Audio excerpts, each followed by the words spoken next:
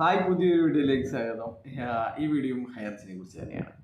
അപ്പോൾ നമുക്കറിയാം, എന്താണ് ഇപ്പോൾ ഇവർ സുപ്രീം കോടതി പോയിരിക്കുകയാണ്. ശ്രീനാ പ്രതാപൻ സുപ്രീം കോടതിയുടെ മുമ്പിൽ നിന്നിട്ടുള്ള സെൽഫീൻ്റെ ഒക്കെ ഫോട്ടോ ആണ് ഇവന്മാർ ഷെയർ ചെയ്ത് കളിക്കുന്നത് എന്നുള്ള കാര്യങ്ങൾ നിങ്ങളെ അറിയിക്കുന്നു. അപ്പോൾ നമ്മുടെ എന്താണ് ഈ സുപ്രീം കോടതി കേസ് എന്ന് പറയാം. സുപ്രീം കോടതിയിൽ ഏതൊക്കെ അവസരത്തിലാണ് ഈ എന്താണ് സ്പെഷ്യൽ ലീവ് പെറ്റീഷൻ എപ്പോഴൊക്കെയാണ് കൊടുത്തിരിക്കുന്നത്? നമ്മളൊരു നിയമപ്രകാരം നമുക്ക് കൊടുക്കാൻ പറ്റാത്ത ഒരു സാഹചര്യങ്ങൾ നിലനിൽക്കുന്ന സമയത്ത് ഒരു ആവശ്യം, അത് ഫോർ എക്സാമ്പിൾ നമുക്ക് ഒരാൾക്ക് 2 പ്രാവശ്യമേ സപ്ലൈ ചെയ്താൻ പറ്റുള്ളൂ. പക്ഷേങ്കിൽ രണ്ടാമത്തെ പ്രാവശ്യവും സപ്ലൈ ചെയ്തിട്ട് രണ്ടാമത്തെ അവസരവും ഉപേക്ഷിച്ച് കഴിഞ്ഞു. അപ്പോൾ ഇവർക്ക് മൂന്നാമത്തെ അവസരം വേണം. അപ്പോൾ എന്ത് വേണം? നമുക്ക് നിയമപ്രകാരം 2 പ്രാവശ്യം സപ്ലൈ ചെയ്താൻ പറ്റും. നിങ്ങൾ ഊഹിക്കുവേ. അപ്പോൾ മൂന്നാമത്തെ പ്രാവശ്യത്തിന് വേണ്ടിയിട്ട് നമുക്ക് വേണമെങ്കിൽ പറയാം, അന്ന് ബന്ധായിരുന്നു, അതുകൊണ്ട് നമുക്ക് രണ്ടാമത്തെ പ്രാവശ്യമോ അല്ലെങ്കിൽ ആദ്യത്തെ പ്രാവശ്യമോ അത് അസുഖമായതുകൊണ്ട് നമ്മൾ അപ്പിയർ ചെയ്യാൻ പറ്റിയിട്ടില്ല, ഇങ്ങനെയൊക്കെയാണെന്നൊക്കെ പറഞ്ഞിട്ട് നമുക്ക് വേണമെങ്കിൽ ഒരു ആവശ്യത്തിന് വേണ്ടിയിട്ട് നമ്മൾ അപേക്ഷിക്കില്ലേ. അതുപോലെയുള്ള സംഭവമാണ്. ഒരു കേസിന് ഇത്ര ദിവസത്തിനിടയ്ക്ക് അപ്പീൽ കൊടുക്കണമെന്നുണ്ട്. അപ്പോൾ ആ അപ്പീൽ കൊടുക്കാത്ത സമയത്ത് കൊടുത്തില്ല. അപ്പോൾ പിന്നെയാണ് ബുദ്ധി വരുന്നത്, നമുക്ക് ഈ ഒരു പോയിന്റ് വെച്ചിട്ട് നമുക്ക് ചെയ്തു കഴിഞ്ഞാൽ നമുക്കൊരു അപ്പീലിനൊരു സ്കോപ്പ് ഉണ്ടായിരുന്നു, പക്ഷേ അപ്പീലിന് കൊടുക്കാനുള്ള സമയപരിധി കഴിഞ്ഞുപോയി. അപ്പോൾ അങ്ങനെയൊക്കെയുള്ള അവസരങ്ങളിൽ ആണ് ഈ സ്പെഷ്യൽ ലീവ് പെറ്റീഷൻ്റെ ആവശ്യം എന്ന് പറയുന്നത്. അപ്പോൾ എന്തിനാണ് ഈ ഹൈറിച്ച് എന്ന് പറയുന്ന മണീച്ചൻ കമ്പനി സ്പെഷ്യൽ ലീവ് പെറ്റീഷൻ പോയിരിക്കുന്നത് എന്ന് പറഞ്ഞു കഴിഞ്ഞാൽ, നമ്മുടെ ഈ കഴിഞ്ഞ പ്രാവശ്യം ബഡ്സ് കോഡിൽ നിന്ന് ഇവരുടെ ആസ്തികളൊക്കെ പെർമനൻ്റ് അറ്റാച്ച്മെൻറ്റ് ചെയ്ത് സെയിൽ ചെയ്ത് നിക്ഷേപകർക്ക് തിരിച്ചു കൊടുക്കാൻ വേണ്ടിയിട്ടുള്ള ഒരു വിധി ഉണ്ടായിരുന്നു. ആ വിധിക്കെതിരെ ഇവർ ഹൈക്കോടതിയിൽ പോയിരിക്കുന്ന അതിൻ്റെ പ്രയർ ആവശ്യങ്ങൾ എന്ന് വെച്ച് കഴിഞ്ഞാൽ, നമ്മുടെ തങ്കപ്പെട്ട കമ്പനിയാണ്, നമ്മൾ ആമസോൺ പോലെ കമ്പനിയാണ്, നമ്മുടെ കമ്പനി തിരിച്ച് തുറന്നു തരണം. അതുപോലെ തന്നെ പിന്നെ ബഡ്സ് അതോറിറ്റി അല്ല ഈ കേസ് ഇതിലെടുത്തിരിക്കുന്നത്. നമ്മുടെ അക്കൗണ്ടൊക്കെ ഫ്രീസ് ചെയ്ത് നിൽക്കുന്നത് ജില്ലാ കലക്ടറാണ്. ജില്ലാ കലക്ടർക്ക് ഇതിനൊന്നും അധികാരമില്ല. ബഡ്സ് അതോറിറ്റിയാണ് ഇത് ചെയ്യേണ്ടത്. ജില്ലാ കലക്ടറാണ് നമ്മൾക്ക് വേണ്ടിയിട്ട് നമ്മുടെ അക്കൗണ്ടൊക്കെ ഫ്രീസ് ചെയ്തിരിക്കുന്നത്. പിന്നെയുള്ളത് 71 ദിവസം 60 ദിവസത്തിൽ കൊടുത്തു കഴിഞ്ഞിട്ട് അങ്ങനെയുള്ള എക്സെട്രാ കാര്യങ്ങൾ, ചെറിയ കാര്യങ്ങളൊക്കെയാണ് പറഞ്ഞിരിക്കുന്നത്. എന്നാൽ വിധിയിൽ തന്നെ കാര്യങ്ങളൊക്കെ പറഞ്ഞിട്ടുണ്ട്. ഇത്തരം കാര്യങ്ങളൊന്നും പിന്നെ ഇവിടെയല്ല ചെയ്യേണ്ടത്. ഇത്തരം കാര്യങ്ങൾ കീറിമുറിച്ച് പരിശോധന നടത്തേണ്ട സ്ഥലം ഇതല്ല. അതിന് ഡെസിഗ്നേറ്റഡ് കോർട്ട് എല്ലാ ജില്ലകളിലും ഉണ്ടാക്കിയിട്ടുണ്ട്. അവിടെയാണ് ഇത് ചെയ്യേണ്ടത്.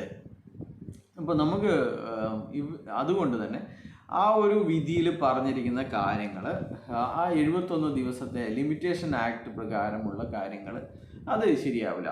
അത് 30 ദിവസത്തിനിടയ്ക്ക് കൊടുക്കുക, അല്ലെങ്കിൽ മാക്സിമം പോയി കഴിഞ്ഞാൽ അതിന് കാരണം കാണിച്ച് 60 ദിവസത്തിനിടയ്ക്ക് കൊടുക്കുക എന്നുള്ള കാര്യങ്ങളാണ്.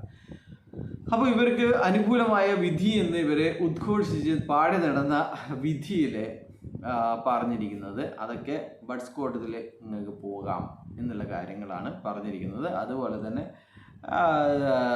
ഡിസ്ട്രിക്ട് കളക്ടറാണ് ബഡ്സ് അതോറിറ്റിയുടെ പിന്നെ അസിസ്റ്റൻ്റ് ആണ്. അദ്ദേഹമാണ് ഈ കാര്യങ്ങളൊക്കെ ചെയ്യുന്നതെന്ന് റൂളുണ്ട്. ബഡ്സിൻ്റെ പുതിയൊരു റൂള് തന്നെ ഗവൺമെൻറ് ഇറക്കിയിട്ടുണ്ടായിരുന്നു. അപ്പോൾ അത് സംഭവം തീർന്നതാണ്, വെടി തീർന്നതാണ്. പിന്നെയുള്ളത് പ്രശ്നം എന്ന് വെച്ച് കഴിഞ്ഞാൽ, ഇവർക്ക് രേഖകളൊന്നും ഇല്ലാതെ ഇവർ സമ്മതിക്കണം. മറ്റേ ബഡ്സ് കോടതിയിൽ പോയി, ഇന്നും ബഡ്സ് കോടതിയിൽ ഉണ്ടായിരുന്നു. ബഡ്സ് കോടതിയിൽ ഇവരൊരു പുതിയൊരു വക്കീല്, ഹൈക്കോടതിയിൽ ഒരു വക്കീലിനൊക്കെ കൂട്ടിയിട്ടാണ് പോയത്.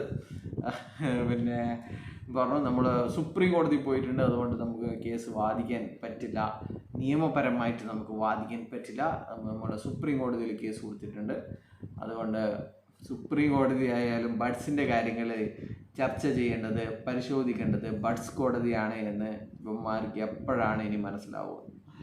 സുപ്രീം കോടതിയിൽ അവിടെ ബഡ്സിൻ്റെ കാര്യങ്ങളല്ല ചർച്ച ചെയ്യുക. ബഡ്സിൻ്റെ കാര്യങ്ങൾ ചെയ്തതിൽ എന്തെങ്കിലും തെറ്റുണ്ട്, എന്തെങ്കിലും ഒഴിവാക്കിയോ എന്തെങ്കിലും നോക്കിയില്ലോ, ശരിക്കും നോക്കിയില്ലോ. അപ്പോൾ ആ നോക്കിയത് മനസ്സിലായിട്ടുണ്ടെങ്കിൽ ഇതൊന്നും കൂടി ശരിക്കും നോക്കിയിട്ട് വിധിക്കൂ എന്നുള്ള കാര്യങ്ങളാണ്. അല്ലാതെ അവിടെ വിധിയും ഗതികളൊന്നും ഉണ്ടാവില്ല. അപ്പോൾ അതാണ് ഉള്ളത്.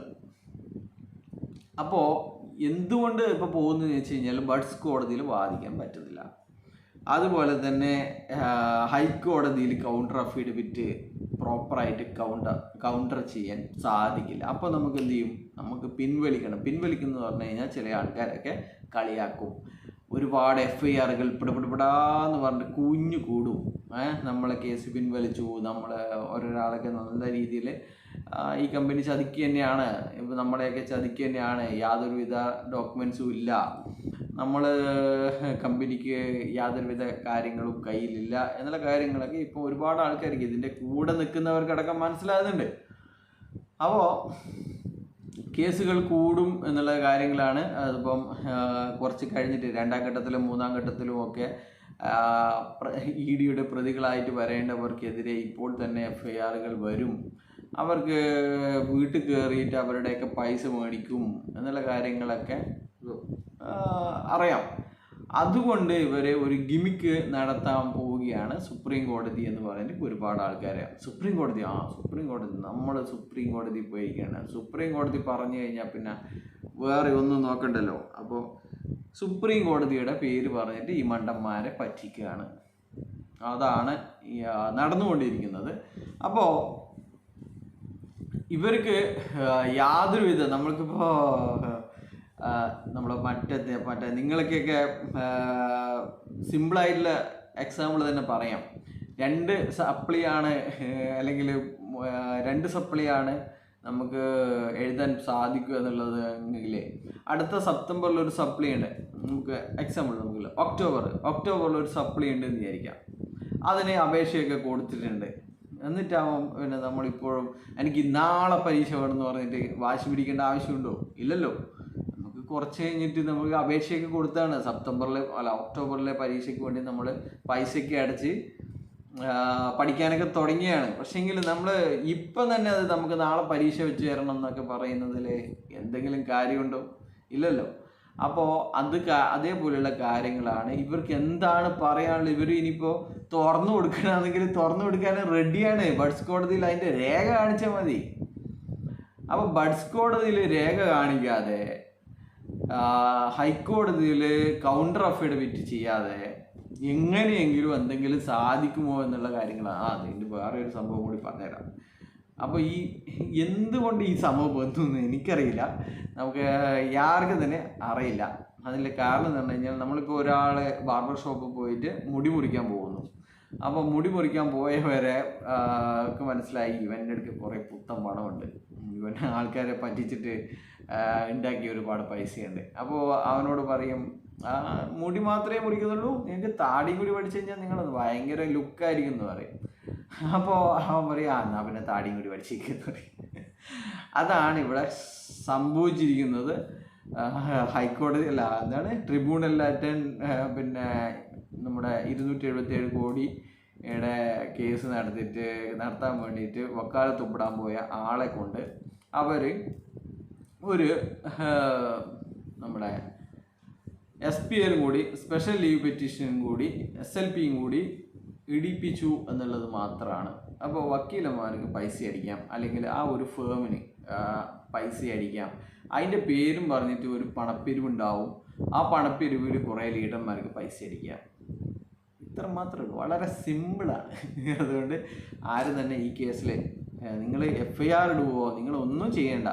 പക്ഷേങ്കിൽ നമ്മൾ പറയുന്നതും വിശ്വസിക്കേണ്ട. ഇത് തന്നെയാണ് സംഭവിക്കാൻ പോകുന്നത്. ഇതാണ് യാഥാർത്ഥ്യം. Okay, by.